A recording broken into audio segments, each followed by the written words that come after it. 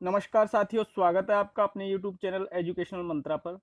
साथियों, हम Hindi objective type questions का ये 8वां भाग लेकर आपके साथ उपस्थित हैं। तो साथियों, चलिए शुरू करते हैं कुछ महत्वपूर्ण प्रश्नों की यह प्रश्नोत्तरी। साथियों, हमारा पहला प्रश्न है, नीति निपुण शब्द का सही समास विग्रह है। नीति निपुण शब्द का सही समास विग्रह बताना है। नीति में निपुण, नीति का निपुण, नीति से निपुण या नीति के लिए निपुण। अब आपको इसमें से बताना है कि समास विग्रह नीति निपुण का क्या है। तो इसमें से कोई एक है, नीति में निपुण या नीति का निपुण, नीति से निपुण या नीति के लिए निपुण। तो आप इसमें समझ पाए होंगे साथियों, नीति में निपुण जो ऑप्शन है आपका, ये आपका बिल्कुल सही है। का पहला आपका सही है, नीति में निपुण, है ना। अगला प्रश्न है साथियों हमारा, टोल टैक्स अंग्रेजी शब्द का हिंदी पारिभाषिक शब्द बताइए। देखिए साथियों, आप लोगों को लग रहा होगा कि ये टोल टैक्स अंग्रेजी का एक वर्ड है, इसको हिंदी में क्यों लाना। साथियों, आजकल जो भी यूपीएससी या यूपी ट्रिपल एससी एग्जाम कराती है, वो सभी एग्जाम का पैटर्न अब चेंज हो गया है ना।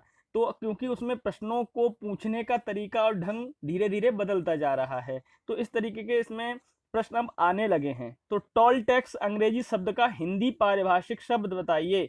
पथकर, पुनर्भरण, राहगीर या व्यापार शुल्क। तो साथियों, इसमें से हमारा ऑप्शन सही होगा पहला, पथकर। जो पथकर शब्द है उसका टोल टैक्स हिंदी पारिभाषिक शब्द है। तो साथियों, अगला हमारा प्रश्न है, निम्न में से कौन सा शब्द प्रिंसिपल का हिंदी समानार्थक नहीं है। क्या ध्यान देना इसमें, नहीं है ना। तो पहला हमारा सिद्धांत, प्राचार्य, प्रधान या मूल, इनमें चारों में से एक नहीं होगा। देखिए सिद्धांत, देखिए सिद्धांत का क्या होता है। देखिए सिद्धांत में और इसमें इतना अंतर है। देखिए आप प्रिंसिपल लिखते हैं सिद्धांत की, तो प्रिंसिपल PLE लिखते हैं, है ना। लेकिन ये जो शब्द है प्रिंसिपल, इसका अर्थ प्राचार्य भी है, प्रधान भी है और मूल भी है। लेकिन सिद्धांत के लिए PAL नहीं होता, PLE होता है। तो आपका कौन सा सही है इसमें, सिद्धांत, जो कि प्रिंसिपल का अर्थ नहीं है। ठीक है साथियों, अगला हमारा प्रश्न है, we purchased clothes and sold books वाक्य का सही हिंदी रूपांतरण है। इसका हिंदी रूपांतरण आपको बताना है। पहला है, हमने कपड़े खरीदे और पुस्तकें बेची। दूसरा है, हमने कपड़े खरीदना और बैग बेचना शुरू किया। हम कपड़े खरीदते और बैग बेचते हैं। और आखिरी है, इनमें से कोई नहीं। तो आपको इसमें से जो अंग्रेजी का ये सेंटेंस है, इसमें से आपको क्या बताना है, इसका हिंदी रूपांतरण करना है कि we purchased clothes and sold books. तो बी परचेज्ड, हमने कपड़े खरीदे, परचेज्ड है तो आपका कौन सा, पास्ट में चला गया। तो हमने कपड़े खरीदे, एंड सोल्ड बुक्स, और पुस्तकें बेची, ये भी पास्ट में है। तो आपका पहला ही आंसर इसमें सही हो जाएगा, का, है ना। इसमें जो पहला है का, वो ही आपका सही होगा। तो अगला साथियों हमारा प्रश्न है, पारि परिपत्र, परिपत्र किस श्रेणी में आता है। परिपत्र किस श्रेणी में आता है, सामाजिक पत्र, कार्यालयी पत्र, व्यक्तिगत पत्र या पारिवारिक पत्र। साथियों, यह प्रश्न पिछले हमने जो प्रश्न कराए हैं उनमें से भी एक ऐसा ही प्रश्न था।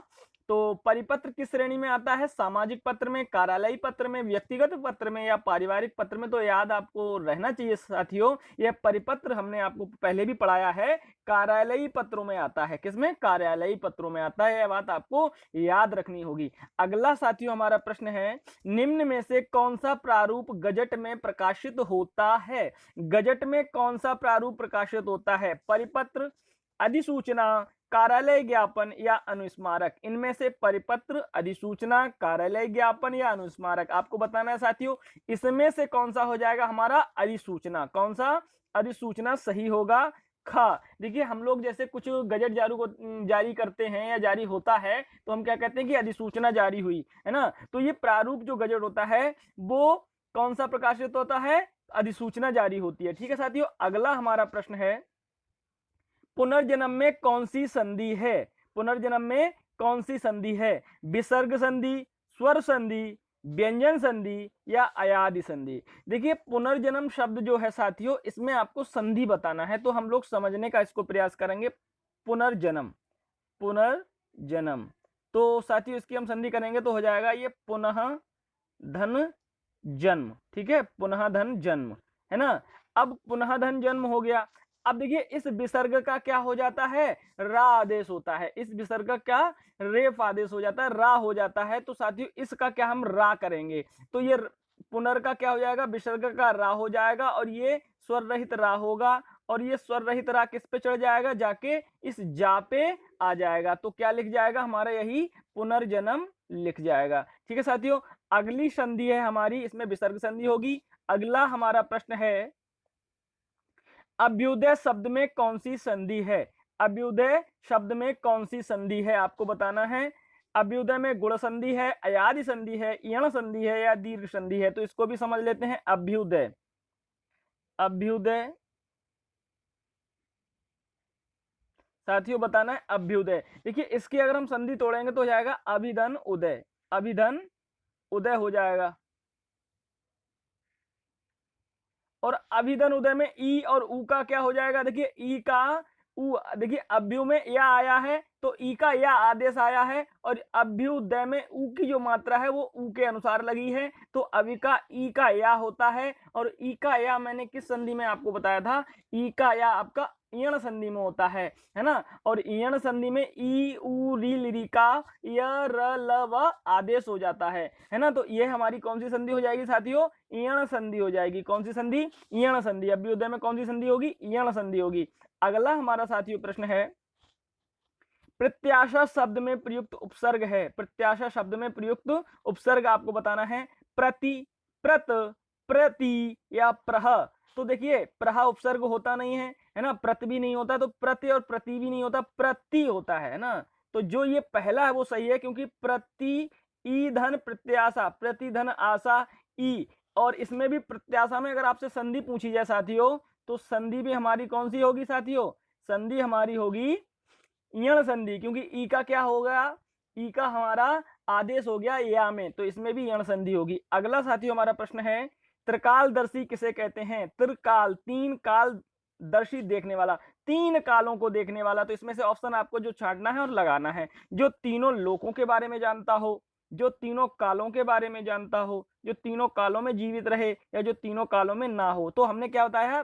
तीन कालदर्शी, तीन काल को जानने वाला। तो कौन सा ऑप्शन सही हो जाएगा साथियों? इसका खा सही हो जाएगा। ठीक है साथियों, हमारा अगला प्रश्न है, लाख प्रयत्न करो तब भी कुटिल व्यक्ति अपनी कुटिलता नहीं छोड़ता, अर्थ के लिए उपयुक्त लोकोक्ति है। इसमें से आपको जो निम्नवत लोकोक्ति दी हुई है, इनमें से आपको बताना है कौन सी लोकोक्ति इस अर्थ पर बिल्कुल सही या सटीक बैठ रही है। कै हंगा मोती चुगे, कै भूखा मर जाए, या कोई माल मस्त कोई हाल मस्त, या गधा धोने से बछड़ा नहीं हो जाता, या कुत्ते की दुम 12 बरस नली में रखो तो भी टेढ़ी की टेढ़ी। अर्थात लाख प्रयत्न करो तब भी कुटिल व्यक्ति अपनी कुटिलता नहीं छोड़ता। तो यह आपको बहुत लोग आपको पहले भी इन लोकोक्ति के रूप में बोले भी होंगे, कहे भी होंगे कि कुत्ते की दुम 12 बरस तक नली में रखो तब भी कैसी रहती? टेढ़ी। तो यह सही है कि कोई भी व्यक्ति अपनी कुटिलता नहीं छोड़ता, जैसा कुटिल है तो वो कुटिल ही रहेगा। तो ये हमारा घा है, इसका ऑप्शन कौन सा सही है? घा। अगला साथियों प्रश्न है, किस विकल्प में कृति, कृति का सही अर्थभेद है? इनमें से जो दो बार कृति लिखी है, इनमें से अलग अलग अर्थभेद बिल्कुल सही आपको बताना है नीचे दिए गए ऑप्शंस में। श्रद्धेय संपन्न, रचना चतुर, संपन्न श्रद्धेय, या निपुण रचना। तो इसमें से आपको बताना है कौन सा सही है। तो साथियों देखिए कृति माने एक रचना होता है और कृति माने चतुर होता है। तो साथियों आपका खा सही हो जाएगा। अगला साथियों हमारा प्रश्न है, कौन सा शब्द संज्ञा है? देखिए इसमें से संज्ञा शब्द क्या है वो देखना है। देखिए आर्थिक, आर्थिक अर्थ से अर्थ में इक प्रत्यय लग गया तो आर्थिक बना, ये विशेषण हो गया, ये भी संज्ञा नहीं है। अपमानित, देखिए अपमान में इत प्रत्यय लग गया तो ये भी संज्ञा नहीं, ये भी विशेषण हो गया। और आदरणीय, आदरणीय में यहाँ पर ईय प्रत्यय है, ठीक है, तो यहाँ पर आदरणीय भी नहीं हो जाएगा, और अपेक्षा जो आपका शब्द है, अपेक्षा आपकी संज्ञा है, भाववाचक संज्ञा हो जाएगी, तो यह आपका उत्तर सही होगा। 13 में का हमारा घ सही होगा। अगला हमारा 14वां प्रश्न है, निम्नलिखित में से किस क्रमांक में सभी शब्द शुद्ध हैं? निम्नलिखित में से किस क्रमांक में सभी शब्द शुद्ध हैं? दाम्पत्य, सौजन्यता, सौंदर्य। अब इसमें देखिए पहले में ही हमारा क्या गलत है? सौंदर्य गलत है। जो अंकी बिंदी है या अनुस्वार है वो सा पे होना चाहिए कि ना कि दा पे, ठीक है। इसमें पहला गलत है, तो ये शुद्ध, तीनों जिसमें शुद्ध होंगे वही हमारा सही माना जाएगा। पहला गलत है तो इसमें पहला गलत है। जिजीविषा, प्रौण, अंतरंग, तो इसमें देखिए जिजीविषा भी सही है, प्रौण भी सही है और अंतरंग भी सही है। अगला है पैतृक, शुश्रूषा, अंतरराष्ट्रीय, तो इसमें देखिए पैतृक गलत है। त्रा पर री की मात्रा लगेगी ना कि ई की मात्रा, तो त्रा पर जो त्रा है वहां, ये त्रा नहीं होना चाहिए, रा नहीं होना चाहिए, रा की मात्रा लगा दिया है त्रा पे, री की मात्रा होनी चाहिए, जैसे कि ऐसे पैतृक, ठीक है साथियों। अगला है पैतृक, शुश्रूषा, अंतरराष्ट्रीय हो गया। श्रृंगार, पुनर्वलोकन, आशीर्वाद, तो ये पुनर्वलोकन गलत है। इसमें जो रा है उसका क्या होगा? ये रा ऊपर आएगा वाके, तो इसका अर्थ पुनर्वलोकन में आएगा, तो ये गलत है। पुनर्वलोकन ऐसे नहीं लिखा जाता। तो कौन सा सही हमारा साथियों? खा सही है। अगला साथियों हमारा प्रश्न है, और आज का आखिरी प्रश्न है साथियों, महात्मा गांधी का देश सदा आभारी रहेगा वाक्य में किस प्रकार की अशुद्धि है? महात्मा गांधी का देश सदा आभारी रहेगा, महात्मा गांधी का देश सदा आभारी रहेगा, तो महात्मा गांधी का देश से क्या है यहाँ अभिप्राय है? यहाँ पर आपको समझना है, संज्ञा संबंधी अशुद्धि है, क्रिया संबंधी अशुद्धि है, परिक्रम संबंधी अशुद्धि है, या अधिक पदत्व संबंधी? नहीं साथियों, यहाँ पर इसमें समझना है परिक्रम संबंधी अशुद्धि है, क्योंकि देखिए यह वाक्य ज्यादा सही है कि देश महात्मा गांधी का सदा आभारी रहेगा, है ना, देश महात्मा गांधी का सदा आभारी रहेगा, है ना। तो यहाँ पर परिक्रम संबंधी अशुद्धि है, क्योंकि यहाँ पर पदों का क्रम अशुद्ध है। हमने आपको इससे पहले भी पदों का क्रम आपको बताया था, है ना। तो साथियों अगला हमारा जो वीडियो होगा हम पुनः लेके आएंगे, और आप सब लोग हमारा साथ बनाए रखें, हमारे अपने चैनल को सब्सक्राइब करें, और वीडियो को लाइक करें, शेयर करें, और हमारी पीडीएफ फाइल को प्राप्त करने के लिए हमारे टेलीग्राम चैनल पर जुड़ सकते हैं, जिसका लिंक मैं डिस्क्रिप्शन में दे देता हूं। तो साथियों फिर मिलते हैं अगले वीडियो के साथ, तब तक के लिए नमस्कार, धन्यवाद।